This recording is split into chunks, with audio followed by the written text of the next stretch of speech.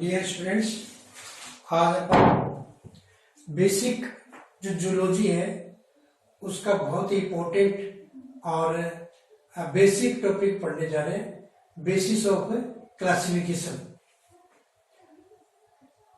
जब हम जंतुओं का वर्गीकरण करते हैं तो किस आधार पे करते हैं, जंतुओं के अंदर क्या सिमिलरिटीज है, क्या उनमें डिफरेंसेस है, यानी समानता और उनमें क्या क्या असमानता है, उनको लेते हुए और कुछ अन्य कैरेक्टर्स है जिनको लेते हुए जंतुओं का क्लासिफिकेशन करते हैं और एक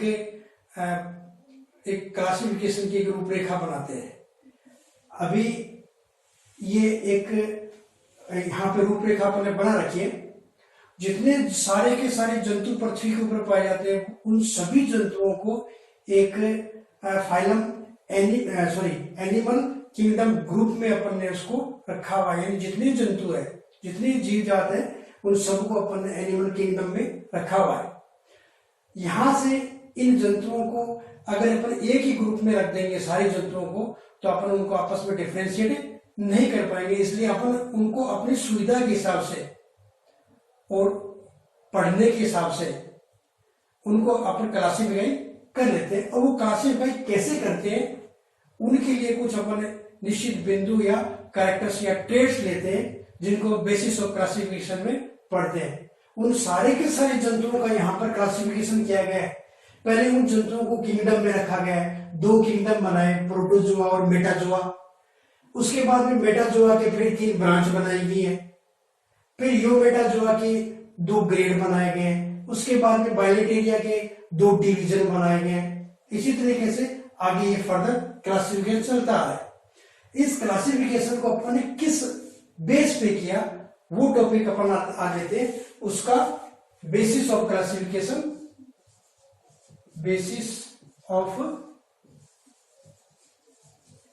क्लासिफिकेशन। बेसिस ऑफ क्लासिफिकेशन के अंदर हम कौन कौन से बिंदुओं को लेंगे, वो है पहला number of cells. Number of cells, कोशिकाओं की संख्या। जितने भी जंतु है उनको 2 ग्रुप में बांटा गया है। सबसे पहले देखिए किंगडम 2 है, प्रोटोजोआ और मेटाजोआ। प्रोटोजोआ और मेटाजोआ 2 ग्रुप में डिवाइड कर दिया सारे के सारे जंतुओं को। किस बेस पे? नंबर ऑफ सेल्स के ऊपर, उनके अंदर कोशिकाओं की संख्या कितनी है। प्रोटोजोआ यूनिसेलुलर है, यूनिसेलुलर, एक ही कोशिका पाई जाती है। जिन जंतुओं में एक ही कोशिका पाई जाती है उन सभी जंतुओं को अपन किस में रखते हैं? प्रोटोजोआ के अंदर। उन कोशिकाओं के अंदर वो सेल ही सारा काम करती है, कोई डिवीजन ऑफ लेबर उनमें नहीं पाया जाता। केवल मात्र एक कोशिका होती है, चारों तरफ से उसके प्लाज्मा मेम्ब्रेन होती है और वही कोशिका है, वो सारे समस्त कार्य जो है शरीर के सारे समस्त कार्य वही कोशिका करती है। दूसरा मेटाजोआ। मेटाजोआ के अंदर कौन से जंतुओं को रखते हैं? मल्टी सेलुलर, जिनमें एक से ज्यादा कोशिकाएं पाई जाती है, उन सभी को अपन ने किस में रख दिया? मेटाजोआ के अंदर।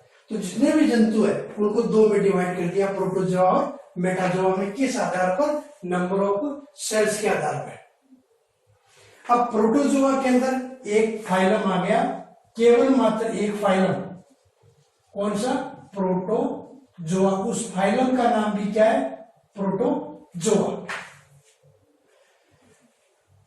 यूनिसेलुलर यहां आगे, मल्टीसेलुलर मेटाजोआ में आगे। अब ये सारे आगे जितना का क्लासिफिकेशन है उन सब में क्या है? मल्टीसेलुलर एनिमल है। अब उनको आगे डिवाइड करते हैं मेटाजोआ को। मेटाजोआ को डिवाइड किया गया 3 ब्रांच में, मीजोजोआ, पैराजोआ और यूमेटाजोआ। 3 ब्रांच में किया गया। किस बेस पे किया गया? वो बेस है grade of organisation. Grade of organisation, संगठन का स्तर। संगठन का स्तर क्या है? शरीर कैसा बना हुआ है, उस आधार पर अपन ने उनको, उसके आधार पर अपन ने उनको अलग अलग डिवाइड कर दिया ग्रेड में। कौन कौन से है वो ग्रेड? पहला है प्रोटो प्लाज्मिक लेवल या ग्रेड। सेकंड है सेलुलर ग्रेड या लेवल। थर्ड है सेल टिश्यू ग्रेड। चौथा है टिश्यू ऑर्गन ग्रेड। और पांचवा है ऑर्गन सिस्टम ग्रेड। इन 5 अपन लेवल में या ग्रेड में डिवाइड कर दिया संगठन के स्तर के आधार पर। सबसे पहला है प्रोटोप्लाज्मिक लेवल। प्रोटोप्लाज्मिक लेवल का मतलब है इन जंतुओं में जिनमें प्रोटोप्लाज्मिक लेवल पाया जाता है उनमें केवल और केवल कोशिका के अंदर प्रोटोप्लाज्म पाया जाता है और चारों तरफ उसके ऊपर मेम्ब्रेन होती है, जैसे प्रोटोजोआ है। तो प्रोटोजोआ के जो जंतु है उसमें केवल और केवल है वो प्रोटोप्लाज्मिक लेवल पाया जाता है, केवल प्रोटोप्लाज्म पाया जाता है। Cellular grade of organisation. Cellular grade of organisation में क्या होगा, सारा शरीर समस्त शरीर है वो केवल खूब सारी कोशिकाओं का बना होता है। यहाँ पे खूब सारी कोशिका पाई जाती है, लेकिन उन कोशिकाओं में आगे विभेदन होकर के ना तो टिश्यू बनता है और ना ही उसमें ऑर्गन बनता है। केवल और केवल खूब सारी उनके अंदर कोशिका ही कोशिका पाई जाती है, जैसे Porifera. Tissue cell tissue grade. Third आता है cell tissue grade. Cell tissue grade में क्या होगा, कोशिकाएं तो है ही है, लेकिन साथ में उन्होंने ऊतकों को यानी टिश्यूज को भी बनाना प्रारंभ कर दिया। यद्यपि सेलुलर ग्रेड ऑफ ऑर्गेनाइजेशन में कोशिका एक क्रम में व्यवस्थित तो जरूर हो जाती है, टिश्यू जैसा लगता है, लेकिन वो टिश्यू होता नहीं है। कोशिका वो लेवल में व्यवस्थित हो जाती है।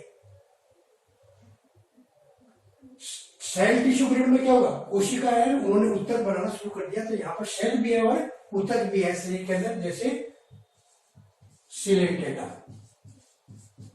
सिलेंटेटा में इस प्रकार का ग्रेड पाया जाता है। Tissue organ grade of organisation. Tissue organ grade of organisation, यहाँ पर टिश्यू भी है और ऑर्गन भी बन गए, तो ये पाया जाता है प्लेटी हेलमिंथेस में। और ऑर्गन सिस्टम और ग्रेड, यहाँ पर क्या होगा, ऑर्गन ने मिलकर के सिस्टम बना दिए, जैसे digestive system, respiratory system, excretory system, circulatory system. तो ये सारे सिस्टम उन जंतुओं में पाया जाता है, यानी जंतु है वो पूर्ण विकसित हो जाता है। तो ये आप पाया जाता है एस्केलमेंथिस, और उसके आगे जितने भी फाइलम है, चाहे एनिलिडा, आर्थ्रोपोडा, मोलस्का, कैनोडोमेटा, हेमिकोडेटा, पोडेटा, जितने भी सब में ये ग्रेड ऑफ ऑर्गेनाइजेशन पाया जाता है। तो ये सेकंड बिंदु है किसका, बेसिस ऑफ क्लासिफिकेशन का। इसके बेस पे यहाँ पे क्लासिफिकेशन किसमें कैसे किया, देखिए ये मेटाजोआ की 3 ब्रांच है, मीजोजोआ, पैराजोआ और यूमेटाजोआ। मीजोजोआ में यहाँ पे यूनिसेलुलर है, यहाँ मीजोजोआ है। मीजोजोआ में क्या सेलुलर ग्रेड है, कोशिका खूब सारी कोशिकाएं पाई जाती है यहाँ पे, तो ये मीजोजोआ। पैराजोआ के अंदर भी सेलुलर ग्रेड ही ऑर्गेनाइजेशन होता है, लेकिन मीजोजोआ से थोड़ा सा ज्यादा विकसित, ज्यादा इवोल्यूटेड होते हैं ये। मीजोजोआ से ज्यादा कौन है, पैराजोआ। यानी यहाँ पे हल्का सा जो कोशिकाएं वो एक क्रम में व्यवस्थित होना शुरू कर देती है, जबकि यहाँ पे खूब सारी बिखरी हुई कोशिका पाई जाती है। ये जो ग्रुप है मीजोजोआ, ये बहुत छोटा सा ग्रुप है, केवल और 50 स्पीशीज, केवल 50 जातियों का एक समूह है बस, जैसे डाइसेमिया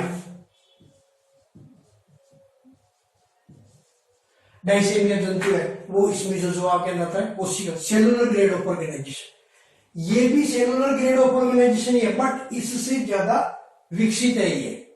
यहाँ पर कोशिकाएं एकांकित क्रम में बननी शुरू हो जाती है, जैसे कोइनोडर्म सेल बन जाती है, पोरीफेरा में अपन देखते हैं। तो यहाँ ये पैराजोआ के अंदर कौन सा जंतु आता है, पोरीफेरा।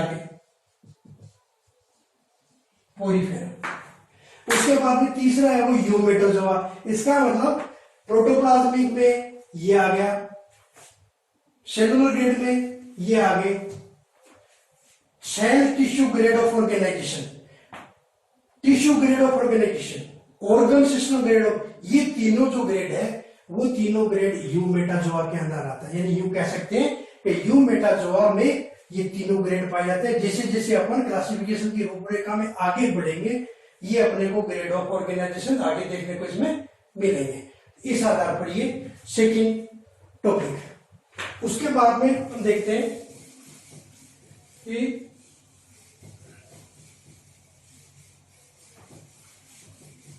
यू मेटाजोआ है, यू मेटाजोआ को फर्दर दो ग्रेड में डिवाइड किया गया, रेडिएट और बाइलेटेरिया। तो अपना तीसरा बेस क्या हो गया, सिमेट्री, सममिति। अंगों की ज्यामितीय व्यवस्था क्या कहलाती है, सममिति। Arrangement of body parts along the man axis, जिसे को अपन सममिति बोलते हैं। शरीर पे अंग है वो मैन एक्सिस से होते हुए कैसे लगे हुए हैं, उसी को अपन सममिति बोलते हैं। ये सममिति तीन प्रकार की होती है, एसिमेट्रिकल,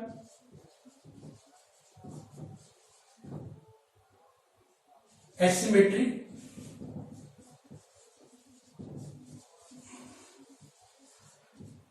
बाइलेटरल सिमेट्री और थर्ड आती है रेडियल सिमेट्री।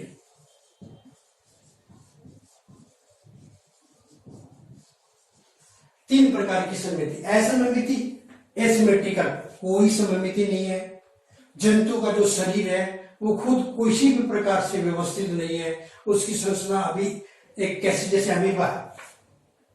अमीबा के अंदर अगर आप हम देखें एक बार तो अपने को ऐसा दिखाई देता है, थोड़ी देर बाद में अपन अगर उसको देखें तो उसमें एक सूडोपोडिया बन गया और अपने को अमीबा ऐसा दिखाई देता है। यानी शरीर का कोई उसमें कोई निश्चित ज्यामितीय व्यवस्था नहीं आती है। तो इस प्रकार का शरीर क्या कहलाता है, एसिमेट्रिकल, जैसे प्रोटोजोआ के अंदर होता है। तो ये प्रोटोजोआ के अंदर मिलता है। बाइलेटरल सिमेट्री, बाइलेटरल सिमेट्री का मतलब होता है यदि किसी जंतु को उसकी एक्सिस से होते हुए, जैसे ये अपनी एक्सिस है, किसी जंतु को एक्सिस से होते हुए दो बराबर भागों में, यदि किसी एक्सिस से होते हुए एक्सिस के समानांतर काटा जाए, यदि किसी जंतु को उसकी एक्सिस से होते हुए एक्सिस के समानांतर काटा जाए और फिर दो बराबर भाग बन जाते हैं, तो उसको अपन क्या कहेंगे, बाइलेटरल सिमेट्री। तो जैसे मान लीजिए ये जंतु है, इस जंतु की ये एक्सिस है, इस एक्सिस से होते हुए तो ये भी है, एक्सिस से होते हुए एक्सिस के समानांतर काटा जाए, एक्सिस से होते हुए एक्सिस के समानांतर काटा जाए, फिर दो बराबर भाग बन जाए, तो उसको क्या कहेंगे, बाइलेटरल सिमेट्री। दो बराबर भाग बनेंगे। अगर आपने एक्सिस से होते हुए अगर उसके पैरेलल काट दिया तो दो बराबर भाग, ये अलग बनेगा, ये अलग बनेगा, दो बराबर भाग नहीं बनेगा। तो अपने को काटना किस प्रकार, एक्सिस से होते हुए एक्सिस के समानांतर काटना है, फिर दो बराबर भाग बन जाते हैं, तो वो क्या कराती है, बाइलेटरल सिमेट्री। अब ये बाइलेटरल सिमेट्री किसमें मिलती है, Platyhelminthes, Aschelminthes, Annelida, Arthropoda, Mollusca, Echinodermata, कोडेटा, हेमिकोडेटा, इन सब में क्या पाई जाती है, बाइलेटरल सिमेट्री पाई जाती है।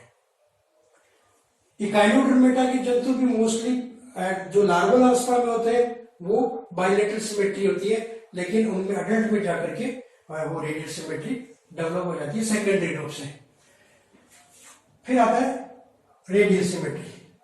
रेडियल सिमेट्री में क्या है, जंतु को अक्ष ही काटना है, बट प्लेन कोई सा भी हो सकता है, फिर दो बराबर भाग बने। यदि किसी जंतु को, इसको इस प्रकार डिफाइन कर सकते, यदि किसी जंतु को उसकी एक्सिस से होते हुए किसी भी प्लेन में काटा जाए, फिर अगर दो बराबर भाग बन जाते हैं, तो उसको अपन रेडियल सिमेट्री बोलते हैं।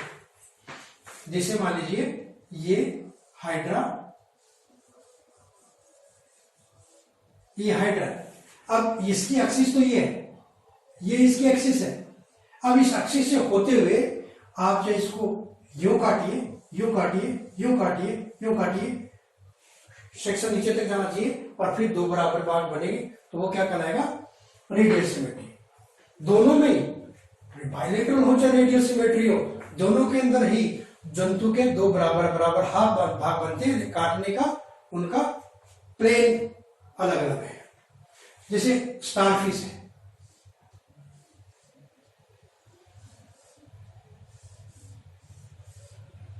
स्टारफिश के अंदर 5 भुजा होती है, ये बीच में एक्सिस है, एक्सिस से होते हुए किसी भी तल में काटा जाए, दो बराबर भाग बन जाए, तो वो रेडियल सिमेट्री है।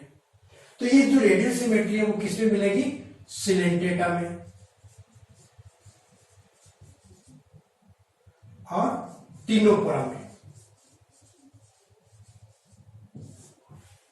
यह है रेडियल सिमेट्री। इन जंतुओं को एक दूसरी दृष्टि से भी अपन देखें तो रेडियल सिमेट्री के जंतु जो है उनमें अधिकांश में क्या होगा, जो एंटीरियर एंड होगा, पोस्टीरियर एंड होगा, डोर्सल साइड होगी, वेंट्रल साइड होगी, ये सभी में होता है। बट इनमें माउथ एंटीरियर साइड पर ही होगा, माउथ उस पे एंटीरियर साइड पे या पोस्टीरियर साइड पे, जो भी साइड है एक एंड पे होगा, तभी इसके अंदर इस प्रकार की रेडियल सिमेट्री पाई जाती है। तो क्लासिफिकेशन पे आते हैं वापस अपन। यू मेटाजोआ को 2 ग्रेड में बनाए गए, 2 ग्रेड में, बाइलेटेरिया और रेडिएटा, 2 ग्रेड। किस आधार पे किया, सममिति पे, सिमेट्री के आधार पे। सिमेट्री के आधार पे क्या किया, बाइलेटेरिया अलग कर दिया और जिसमें रेडिएटा पाई जाती है उसमें रेडिएटा में रख दिया।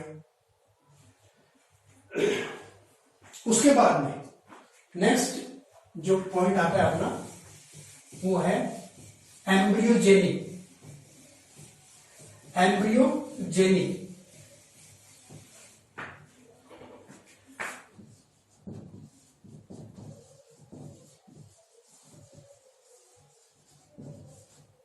एम्ब्रियोजेनी के आधार पे 2 ग्रुप बनाए गए।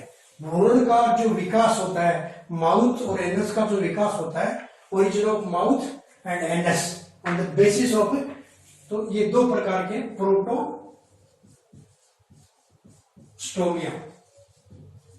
और एक है ड्यूटेरोस्टोमिया। प्रोटोस्टोमिया और ड्यूटेरोस्टोमिया। अपन सब जानते हैं कि जब भ्रूण का डेवलपमेंट होता है इस तरीके से जो ब्लास्टुला बनता है, उस ब्लास्टुला के अंदर एक छिद्र होता है जिसका नाम होता है ब्लास्टोपोर। ब्लास्टोपोर, इस ब्लास्टोपोर से आगे जाकर के अगर माउथ का निर्माण होता है, अगर उससे माउथ बनता है, तो उनको अपन किस में रखते हैं, प्रोटोस्टोमिया में, प्रोटोस्टोमिया में। और इस ब्लास्टोपोर से आगे जाकर के अगर एनस का निर्माण होता है, अगर इसे एनस बनता है, तो वो अपन उसको रखते हैं ड्यूटेरोस्टोमिया में।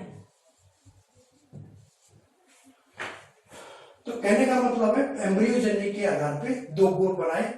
बाइलेटेरिया जो है उसके 2 डिवीजन बनाए, प्रोटोस्टोमिया और ड्यूटेरोस्टोमिया। प्रोटोस्टोमिया में वो जंतु रखे गए जिनमें ब्लास्टोपोर से माउथ बनता है, और ड्यूटेरोस्टोमिया में वो रखे गए जिनसे एनस बनता है। आगे चलते हैं। 5वां बिंदु अपना क्लासिफिकेशन का बेस का जो 5वां बिंदु है वो है सिलोम। सिलोम क्या होती है, कोशिका देहभित्ति। सिलोम को अपन क्या कहते हैं, देहभित्ति में बोलते हैं सिलोम, देहभित्ति। सिलोम क्या है, बॉडी वॉल और एलिमेंट्री कैनाल। ये अपनी बॉडी वॉल है, बीचों बीच एक एलिमेंट्री कैनाल लटकी हुई है, तो बॉडी वॉल और एलिमेंट्री कैनाल के बीच में जो स्पेस बच गया वो क्या कहलाता है, सिलोम, देह हुआ। ठीक है, ये देह हुआ 3 प्रकार की होती है, एसिलोम,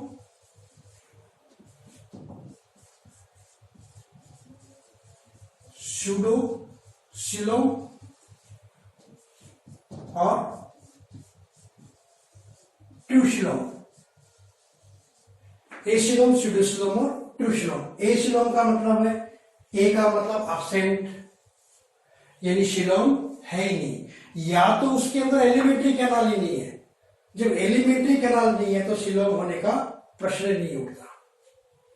फिर भी अगर बॉडी के अंदर कोई भी गुहा है, कोई भी कैविटी अगर है, तो वो अपन उसको सिलोम अगर कह भी सके, तो यहां पर वो भी बिल्कुल भी नहीं पाया जाता। जैसे यहां पे क्या होगा, ये बाहर की बॉडी वाल है, ये अंदर की गट या एलिमेंट्री कैनाल है, ये बॉडी वाल जिसको अपन एक्टोडर्म कहते हैं, ये एलिमेंट्री कैनाल एंडोडर्म से ढकी हुई है। तो यहां पर क्या होगा, यहां पे जो स्पेस होता है उस स्पेस के अंदर टिश्यू पाया जाता है, पेरेन्काइमेटस टिश्यू भरा रहता है। इस तरीके से इस पूरे स्पेस के अंदर क्या पाया जाता है, पेरेन्काइमेटस टिश्यू।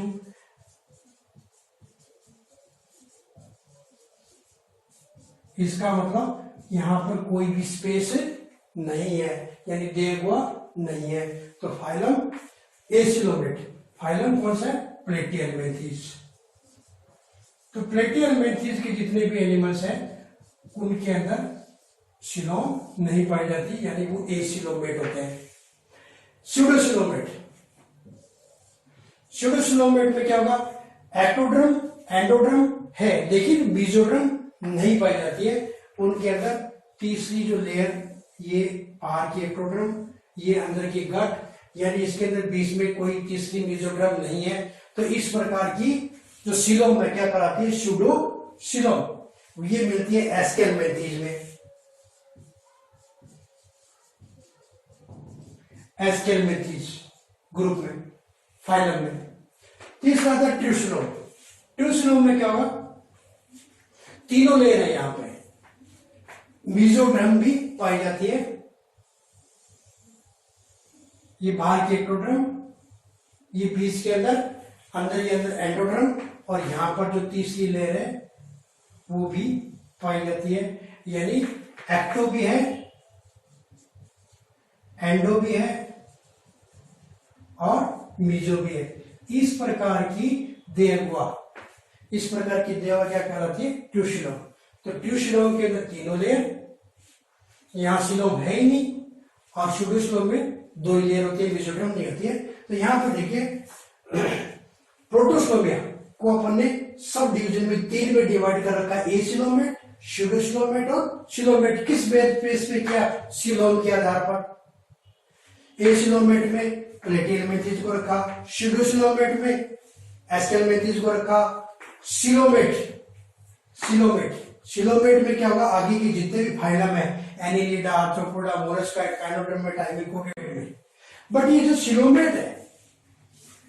सिलोमेट है, इनको फिर आगे ये सिलोम बनी कैसे, इस ओरिजिन ऑफ सिलोम के आधार पर सिलोम को भी दो भागों में विभाजित किया गया। 2 प्रकार की सिलोम पाई जाती है, कह सकते हैं सिलोम 2 प्रकार की होती है। On the basis of origin of coelom के ओरिजिन के आधार पर सिलोम 2 प्रकार के, साइज़ोसिलिक सिलोम। साइज़ोसिलिक सिलोम में क्या होगा, ये कैसे बनती है, बनने के आधार पर 2 प्रकार की है। साइज़ोसिलिक सिलोम में क्या होगा, बार एक्टोड्रम बन गई एम्ब्रियोनिक पीरियड के अंदर ये गटवाल है, गटवाल के पास में 2 सेल ओरिजिनेट होती है जिनका नाम है टीनोब्लास्ट सेल। इनको 4D सेल भी बोलते हैं।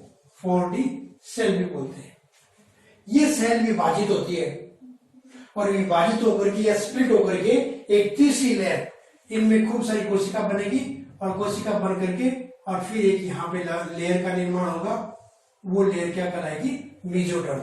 इस तरीके से अगर जो सिलोम बनती है तो वो कहलाती है साइज़ोसिलिक सिलोम। दूसरी जो है एंटेरोसिलिक सिलोम।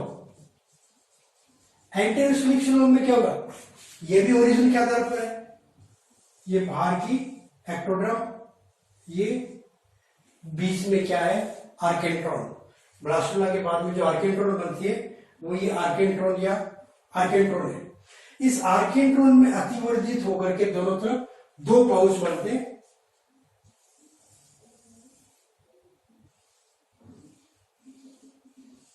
इस प्रकार से ये अतिवर्धी निकलती है। तो और इसके नेक्स्ट बाद में क्या होगा, ये अतिवर्धी में सेल जो है वो डिवाइड होकर के, और ये बीच का पोर्शन, ये जो अतिवर्धी है इस तरीके से एक लेयर, और इस तरीके से ये दूसरी लेयर, और बाद में ये दोनों जुड़ करके बीच की लेयर का निर्माण होता है। तो इस प्रकार से जो सिलोम बनती है उसको अपन कहते हैं एंटेरोसिलिक सिलोम। अब ये एंटेरोसिलिक सिलोम और साइटोसिलिक किसमें पाई जाती है, देखो सिलोमेटा को अपन दो में डिवाइड कर रखा है, साइटोसिलिक सिलोमाइड और एंटेरोसिलिक सिलोमाइड। जिनमें एंटेरोसिलिक पाई जाती है वो इसमें रखेंगे, और जो साइटोसिलिक पाई जाती है उसमें रखेंगे। तो साइटोसिलिक में कौन सी है, कौन कौन से फाइलम है जिनमें ये पाई जाती है, एनिलिडा, आर्थ्रोपोडा,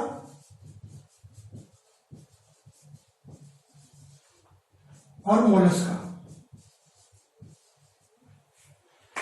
ठीक है, एंटेरोसिलिक सिलोम इकाइडोडर्मेटा,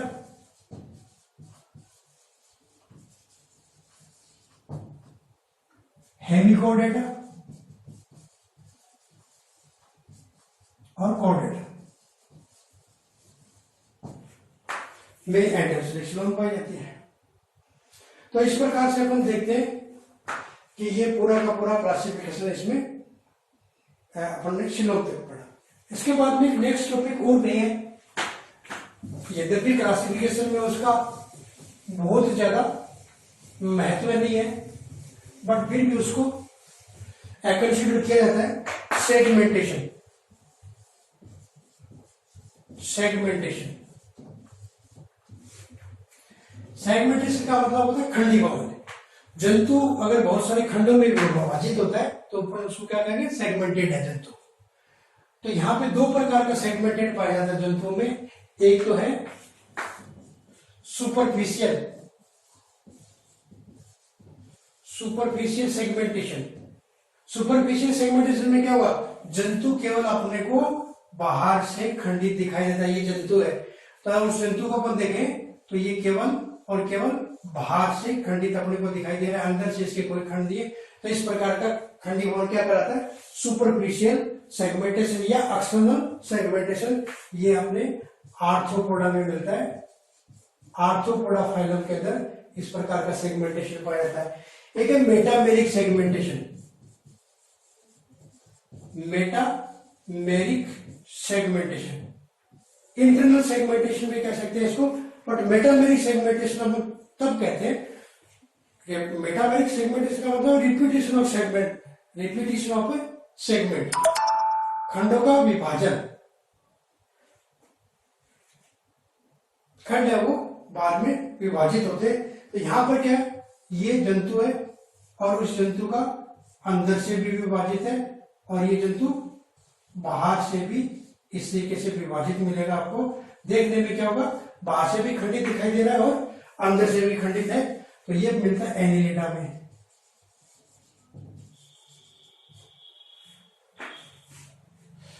अब अपन देखते हैं, ये क्लासिफिकेशन में इसमें कोई विशेष रोल इसका नहीं है। अब अपन अगर देखें तो प्रोटोजोआ के अंदर, जैसे फाइलम प्रोटोजोआ यहां आ गया, पोरिफेरा यहां आ गया, ठीक है, रेडिएटा में सिलेंट्रेटा आ गया। बाइलेटेरिया को अपने प्रोटोस्टोमिया ड्यूटेरोस्टोमिया में कर रखा है। प्रोटोस्टोमिया में एसिलोमेट, प्लेटी, हेल्मिन्थीज, इसमें आ जाएगा एस्केल्मिन्थीज। तो इस प्रकार से देखते हैं हम सारे के सारे फाइलम इसके अंदर आ गए, Protozoa, Porifera, Coelenterata, Platyhelminthes, Aschelminthes, Annelida, Arthropoda, Mollusca, Echinodermata, Hemichordata, कोडेटा। तो इस प्रकार से ये क्लासिफिकेशन का बेस है, जिसके आधार पर पूरी जंतुओं को क्लासिफाई किया गया, वर्गीकृत किया गया है। Thank you.